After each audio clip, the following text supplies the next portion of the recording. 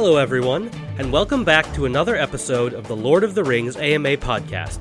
My name is Matthias Austin, and on this podcast I invite you to ask me anything about Lord of the Rings, The Hobbit, or anything related to the greater legendarium of J.R.R. Tolkien, and I will do my best to give you as in-depth an answer as I can. And I do want to thank everyone who answered the call out last week and sent in questions. You've bought me a few more weeks of material. Now, this week is going to be a little bit different, as it's going to be a mailbag episode.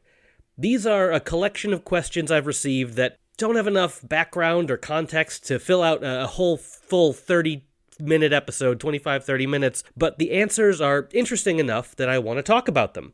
And as you'll see, they're not all just related to that deep lore of Tolkien's world, so it's a fun mix of stuff.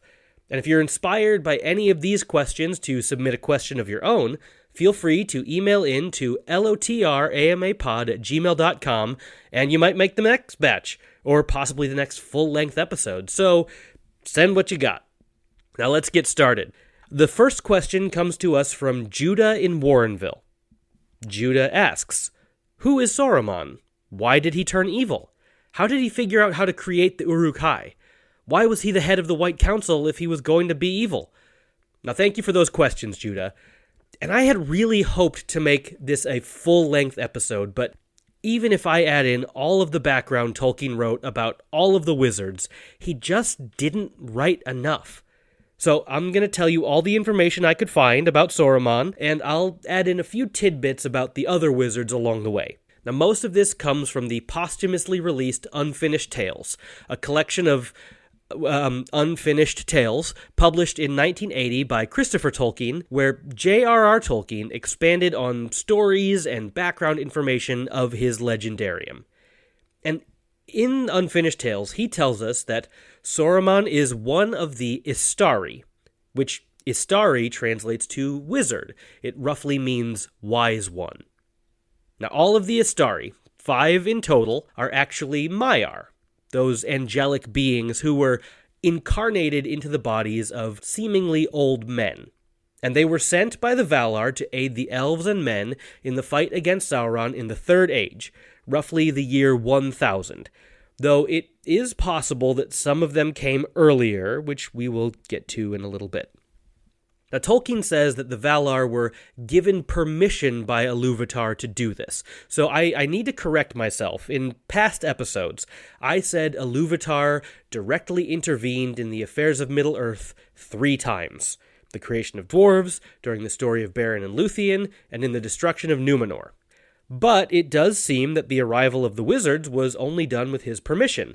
And of course, I was forgetting that Gandalf returning as Gandalf the White was another intervention of Iluvatar. So it's not 3 times, it's actually 5 times, and I'm sure that the more I research other questions, I'm going to find more and more things. So it's 5 for now. Maybe there'll be more. I'll let you know when I find out. Now, going back to the Istari. They were limited in their powers when they took on that physical form. They were limited in their powers, and their mission was only to advise and influence rather than command and rule. And Saruman was the leader of these Istari, and he was the most powerful. The elves in Valinor called him Curunir, which meant man of craft. And the name Saruman comes from the Rohirrim, but it means the same thing, man of craft. He was a Maia of the Order of Aule, the smith, which would make him related in a way to Sauron, who was also a Maia of Aule. In some versions, though nothing firmly was set in stone with many of these details, Manwë called the Maia together, and he looked for volunteers back in Valinor. He's like, Iluvatar's letting us send people over there to help out. Let me gather some volunteers. He calls all the Maia together. He says, all right, listen, I need volunteers. Who wants to go on this mission? And Christopher Tolkien, he found a note that J.R.R. Tolkien had written that said, when Manwë called this meeting, only 2 Maia came forward. Kuramo, which is also, I think I said Curunir before. Tolkien kind of changed the names around a lot, depending on, sometimes it was Kuramo, sometimes it was Curunir. Basically the same thing, Saruman.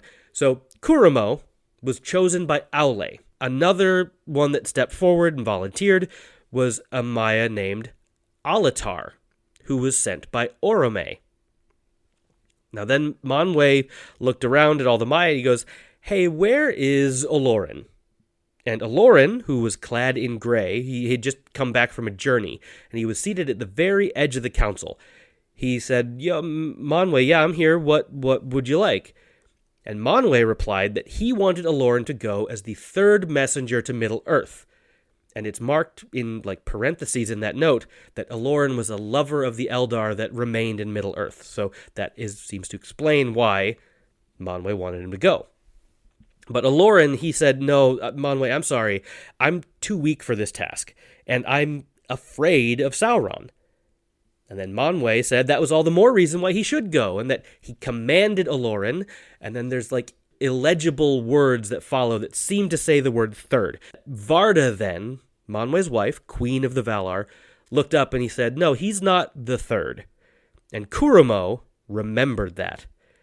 And the note ends with the statement that Curumo, Saruman, took Iwendil, which is also Radagast, because Yavanna begged him, and that Alatar took Palando as a friend. Okay, I keep saying this, but if any of that sounds like gibberish, you really do need to go back and listen to episode 3, which is about the creation mythology of Middle-earth. It talks about who all the Valar are and what their relationship are to one another. Yavanna is Aule's wife. It says that Yavanna's begging him to take her Maya with, which is this Iwendil or Radagast. And so Saruman the White took Radagast the Brown as Aule's concession to his wife Yavanna. And maybe he was trying to make up for that whole creating the dwarfs without her thing. See the episode on Where Do Dwarfs Come From for more info on that. And Olorin, which was Gandalf the Grey, was added at the direct request of Manwë, the king of the Valar. And then Alatar and Palando were these blue wizards. And Judah, part of why Saruman turned evil can be found right here. He was very prideful, just as Sauron was, and even Aule had tended to be. That something to do with being like a creator and a smith and a crafter. It made them more prideful. And now Saruman was suddenly forced to take with him someone he didn't respect, Radagast, and someone that the Queen of the Valar implied would be the best out of all of them, Gandalf. Now, what happens next? Tolkien, he went back and forth about this. In some versions, Saruman is the first to arrive in Middle-earth, and he goes alone. Sometimes he arrives with Radagast. Sometimes it's with the Blue Wizards, but in most instances, Gandalf arrives last. And when he arrives at the Grey Havens, he's met by Círdan the Shipwright. And Círdan, he's got foresight, he's got that elven sense, and he senses in Gandalf that he's going to be the most important of all of these wizards that have arrived. And he gives Gandalf one of the elven rings, called Narya. And Círdan tells Gandalf, this is the quote here, "Take this ring, master, for your labors will be heavy, but it will support you in the weariness that you have taken upon yourself. For this is the ring of fire, and with it you may rekindle hearts in a world that grows chill." Now, unfortunately for Gandalf, it seems that Saruman became aware of this, and it made him even more jealous. And the last straw came when Galadriel formed the White Council, made up of the wise of Middle-earth, people like Elrond, Galadriel, Glorfindel, Saruman, Gandalf, other elven lords. And at that first White Council, they voted for Gandalf to be their leader. But Gandalf refused. And so then they said, all right, if not Gandalf, we'll go for Saruman. And his pride was so wounded by this that he never forgave any of them. Things maybe could have gone differently, though possibly not better, had Saruman been the first choice instead of the second. So, okay, he's proud and jealous, which isn't great, but it's not necessarily evil. Now, his mission, as all of the wizards' missions were, was to stop Sauron. And being one of Aule's Maya, he delved into the research of the rings and ring-making and crafting, thinking he could use that knowledge. And in the process, he began to think that he could overthrow Sauron with the help of the One Ring. And that's the same temptation that Gandalf flatly refused when Frodo offered him the ring. So he began to work alone, perhaps knowing what he was doing was wrong and he didn't want other people around, and he asked for control of Orthanc, which is also Isengard. And within Orthanc was one of the Palantir. And we know that he used it to communicate with Sauron.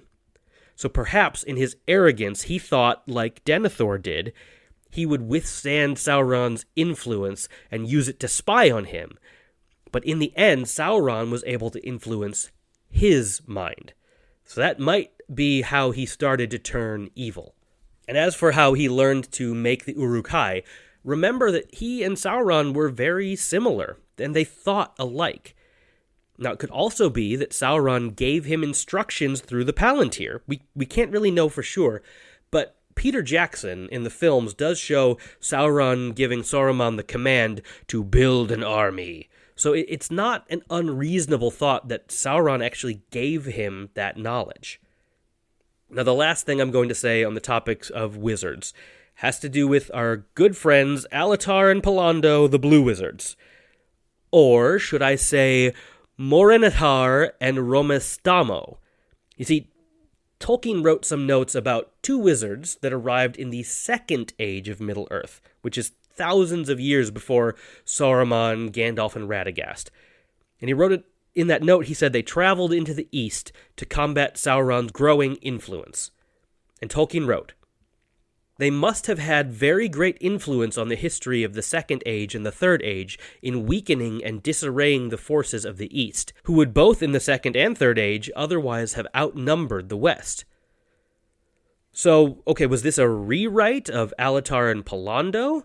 Or were these like alternative names, much like Saruman and Gandalf were not the original names of Curanir, Curumo, and Olorin?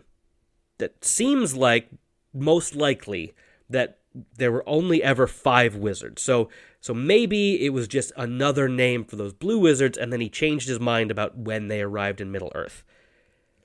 So there you go, Judah. That is everything I have about Saruman and my best guesses as to his motives, and a little extra information about the other wizards. Now our next question comes from Abby from Sumner, Washington. Abby asks, "What's the story with Grima Wormtongue? How did he get connected with Saruman and get placed as an advisor to King Theoden, and why does he try to take over the Shire?" Unfortunately, with Grima, there's really very little information about him other than what we read in the books. So here is what we know. He was the son of someone named Galmod, which may be derived from the Old English meaning light-minded and licentious, so it's not like a sterling pedigree. And the name Grima itself comes from the Old English word meaning mask or visor, so it's very appropriate for a spy. And how he became advisor to Theoden, it's never explained, nor is it ever said when he first came in contact with Saruman. My best guess is that the two events could be related. Either Grima was already good at talking and gained the position on his own and then sought out Saruman to aid him, or else he went to Saruman first, and Saruman's known for the magical power of his voice, and Saruman gave him the words to say to become advisor. We don't know. In the books, the effect of Grima's words aren't as magical as in the movies. Like, the exorcism scene is way more visually compelling, but it doesn't quite happen like that in the books. As for why he worked with Saruman, the answer to that is very clear in the books.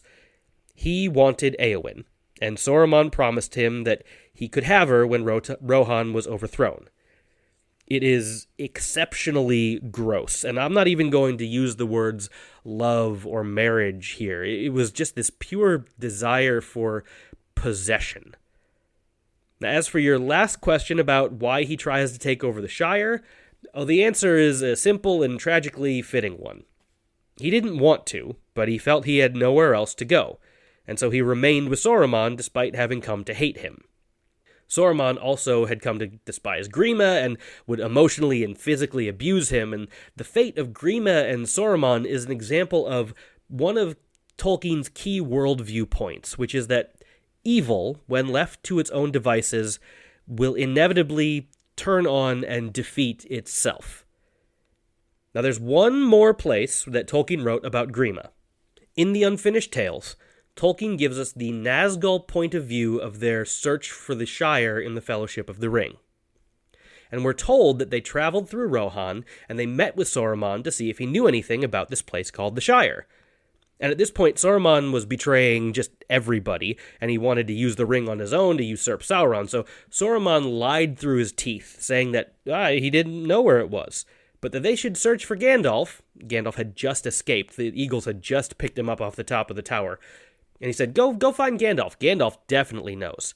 So they left, and in their search, they ran into who else but Grima Wormtongue, who was on his way to Isengard to report that Gandalf had appeared at Theoden's court and had stolen Shadowfax.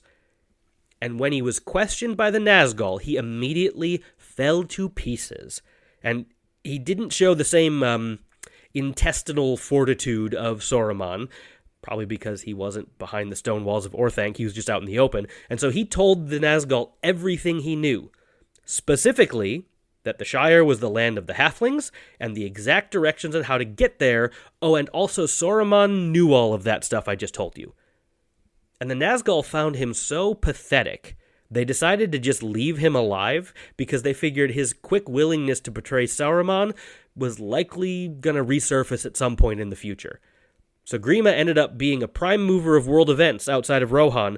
It allowed the Nazgul to arrive in the Shire before Gandalf could return, and it also tipped off Sauron that Saruman had betrayed him.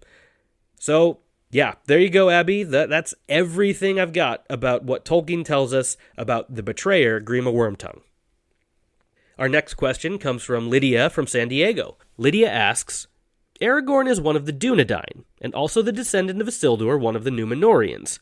What is the relationship between the Dunedain and the Numenorians, and also who are the Rangers? Are they also Dunedain? Okay, now I'm going to say, this question did come in before I did my episode on Aragorn, so I did touch on some of this in that episode, but there's a little more nuance I can give to it now than I was able to give in that episode. The part that I've said before is this. Dunedain and Numenorian are basically synonymous in the Third Age of Middle-earth, and the Rangers are those Dunedain/Numenorians still living in the north after the fall of the kingdoms of Arthedain, Cardolan, and Rudar. And the difference in the names is simply an etymological one. Dunedain comes from the Sindarin language, spoken by the majority of elves in Middle-earth, and it combines the words Dune, west, and Adan, men, so west men or men of the west. Numenor is of Quenya origin, which is the language spoken by the Noldor in the First Age, and also all of the elves that still lived across the sea in Valinor. Numenor is a shortened version of the technical name, and forgive my Elvish here, Numenore, meaning Westland or Westerness. And so while synonymous, since the Quenya language was dying out in Middle-earth, the common usage was that Numenorian was going to be used for those that were actually physically born in Numenor, while the Dunedain were those that were descended from those Numenorians. So, for example, Isildur was Numenorian. He was born in Numenor. His son Valandil was one of the Dunedain. He was born in Middle-earth. Now, for what it's worth, for much of Numenor's history, the people of Numenor didn't even call themselves Numenorian. As the people of Numenor turned away from the Valar, they phased out the Quenya language of the elves in favor of their own language, Adunaic, which means language of the West. And in Adunaic, the land was called Anadune, meaning Westerness. So as a fun fact, when Numenor was destroyed, and I'm not going to go into the details of that now, that's an episode for another day, it was renamed, as most things in Tolkien's world were. They've all got a million names. And in the language of Adunaic, Numenor was, after it was destroyed, it was referred to as Akalabeth, which means the downfallen. In Sindarin, it was called Mar Nufalmar, which means the land under the waves, and in Quenya, it was called Atalante, which also means the downfallen. And if Atalante, a lost island nation that was sunk beneath the seas, sounds kind of like Atlantis, well, this is, according to Tolkien, a complete coincidence. See, the bulk of Quenya had already been worked out when these stories were written, And as Tolkien wrote in a footnote in a letter to Christopher Bretherton in 1964, he wrote, "It is a curious chance that the stem talat, used in Quenya for slipping, sliding, falling down, of which Atalantiae is a normal noun function, should so much resemble Atlantis, especially since Atlantis was the inspiration for Numenor to begin with." See, Tolkien in his youth had had recurring dreams, which he recounted in that same letter. He said, "This legend or myth or dim memory of some ancient history has always troubled me. In sleep I had the dreadful dream of the ineluctable, ooh, that's a word I haven't said out loud before. I had the dreadful dream of the ineluctable wave, either coming out of the quiet sea or coming in towering over the green inlands. It still occurs occasionally, though now exorcised by writing about it. It always ends by surrender, and I awake gasping out of deep water. I used to draw it or write bad poems about it." So, there we go. So, Dunedain, Numenorian, or even Atalantean, they're all pretty much the same. Our next question is from Ian in Maryland. Ian writes, "Really enjoying the podcast so far." Hey, thanks. Here's my question. What was the initial public and critical reaction to the Silmarillion when it was first published? With the state of modern fandom, it's easy for me to imagine fans having polarized reactions to the book because it was published posthumously or because it's so different from the previous books. Even today, many people, including myself, struggle with the book, at least at first. So how did the public receive the Silmarillion in 1977? Well, thanks, Ian. You are absolutely correct that the Silmarillion has proven a daunting task for many people. I recall that for myself, after reading The Hobbit and The Lord of the Rings, which I read right after seeing The Fellowship of the Rings in theaters, I tried to jump right into the Silmarillion, and it just did not stick. I was in 8th grade. If you're not from the United States, 8th grade, it's around like when you're 13 years old. I don't know if you're not familiar with the American educational system, grade 8 or whatever you would call it. And it was a bit too much for me at the time. The writing is definitely more dense, the stories are less personal, there really aren't protagonists for much of the book, and there's almost no dialogue. There was an entire chapter that just describes the geography of the land. And it probably wasn't until I had reread The Lord of the Rings 4 or 5 times, and I was in college, that I gave it another try, and for some reason, it did stick. Somehow it's become my favorite of Tolkien's works, and I probably reread it annually, whereas the other books are on like a 2 to 3 year schedule. Now, I can't say what made that switch flip for me, and I also don't begrudge anyone for not making it through. If everyone had read it, there probably wouldn't be a need for this podcast, so in many ways it's in my best interests that people don't read it, but I'd say it's worth it if you can push through about the halfway point. It has some of the best stories in the entire Legendarium. Now, as for how it was received at the time, it was definitely a mixed bag, and more often than not, it was just panned.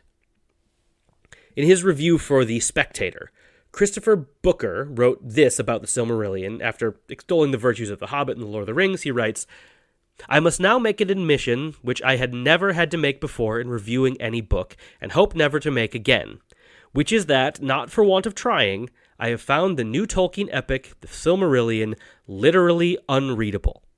And he went on to say that there's no hint of a real story based on a real hero and a real cast of clearly defined characters as in Lord of the Rings. It is just one long, self-indulgent, pseudo-mythical whiffle, like an unhappy conflation of Snorri Sturluson, Joyce's Ulysses, and the more boring genealogical passages of the Old Testament, and apart from the fact that it will obviously sell 100,000 copies to foolish and bemused Frodolaters like idolaters, but Frodo, it should never have been allowed out of the house. Woof, that is a rough review.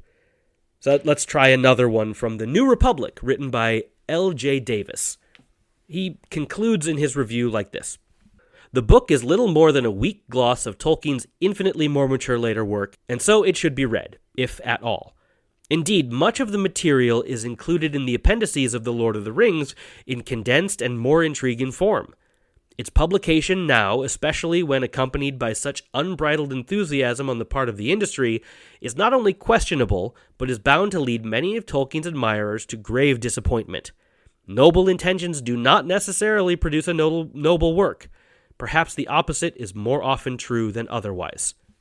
A slightly more positive review from Tom Simon reads, "The story of the Silmarillion, then, is exceptionally well developed, but the treatment, as compressed into a single book without evident source or standpoint in the history of Middle-earth, is far inferior to what it could have been. Tolkien meant to do better, but he lost the mainstream of the work in side channels of history and theology, and his imagination ran dry in its own delta." So yeah, this is all pretty bad, but okay. John Gardner, writing for the New York Times, he wrote this, referring to Tolkien at the beginning here. "Strange man, strange mind. Why would anyone do it, we keep asking as we read? Why create a whole Christian-like religion, a whole new creation myth to set beside those of the Greeks, the Jews, the Northmen, and the rest? Why write a mythic history, a Bible? Nevertheless, he has tried to do just that, and apparently, so Christopher Tolkien tells us, we have more of this mad in the best sense enterprise yet to come. Ruminations on the languages of ancient times, theological meditations, more stories. Art, of course, is a way of thinking, a way of mining reality. In the Ring trilogy, Tolkien went after reality through philosophy-laden adventure. In the Silmarillion, for better or for worse, he has sought to mine deeper." So, yeah, mixed bag there. There were some more positive reviews. Writing for the Ottawa Citizen, William Reddy concluded his review this way. "This is a most necessary book. Everyone who has read The Lord of the Rings owes it to himself or herself to possess the Silmarillion, to read it, and to pore over it." And speaking about Christopher Tolkien, who compiled it, he wrote, "He sacrificed a great deal of himself, and we will forever be in his debt." And in Time magazine, Timothy Foote wrote, "But at its best, Tolkien's posthumous revelation of his private mythology is majestic, a work held so long and so powerfully in the writer's imagination that it overwhelms the reader." Now, that could be good or could be bad, depending on if you want to be overwhelmed. So yeah, while the critics were mixed, leaning negative, commercially, the book was a success. In October of 1977, it topped the New York Times bestsellers list. It sold over 1 million copies in its first year. And as time has gone on, its popularity has grown, and it currently, on Goodreads, holds a 4.03 rating. It's been printed in dozens of languages. Expanded stories from the Silmarillion have been produced, like The Children of Húrin, Beren and Luthien, and The Fall of Gondolin. They've all been published, driven by interest in the Silmarillion. So I think it's gotten more love with age, but you do need to be prepared to think of it less as a novel and more of like an interesting textbook. I don't know whether that makes it more or less palatable for people, but I will say that if you, like Ian, have struggled with reading it, the new audiobook recorded by Andy Serkis it's really tremendous. He does an excellent job bringing to life what could be very dry passages. So if physically reading it has been a chore for you, maybe give that audiobook a shot. Or, just keep sending me questions and I'll try to answer them for you. Now, our last question comes from Hank in Le Center, Minnesota. Hank asks, "What is the best Secret Santa gift you've ever received, and why is it the first edition copy of the Silmarillion?" Now, I'm going to point out here, Hank is not a psychic. He is, in fact, my brother-in-law. And a couple of years ago, he got me in our family Secret Santa, and he gave me a hardback first edition that his mom had rescued from, I think it was like a library that was closing down. Now, I don't think I paid attention to anything else I got for Christmas that year. I was just so enamored by this book. And yeah, it's missing its dust jacket, and I've actually been too afraid of damaging it to actually read it. So when I do reread it, I get my old beaten up dog-eared paperback that I bought in high school, the one that I failed to read the first time. So yes, thank you, Hank, for the gift. It's not the only Tolkien book that took my breath away, though. 2 years ago, my wife, Cassie, got me the new illustrated editions of The Silmarillion, The Hobbit, and The Lord of the Rings. And when I opened the front cover of The Silmarillion, I physically got emotional. because on that first cover page there, when you first open it, is a colorized version of one of Tolkien's earliest maps that he drew for the Silmarillion.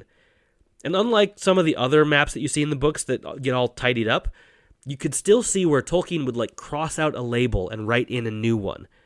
And so seeing Tolkien's actual handwriting on the page, making edits on the work that ultimately was never truly finished, it brought this book to life in a way that it hadn't before.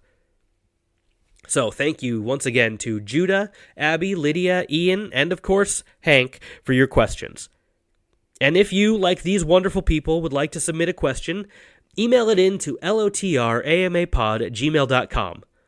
Yeah, I've really enjoyed this mailbag style, so hey, short questions or more in-depth, I'm happy for anything you've got. And don't forget to subscribe to the show, leave a 5-star rating and review, follow me on Instagram and Threads. I'm at LOTRAMAPod on both. Links for all of that is in the show notes. I want to thank, as always, Michael for our music and Lauren for our artwork. And that's all for this week. Iluvatar willing, I'll be back next week. See you then.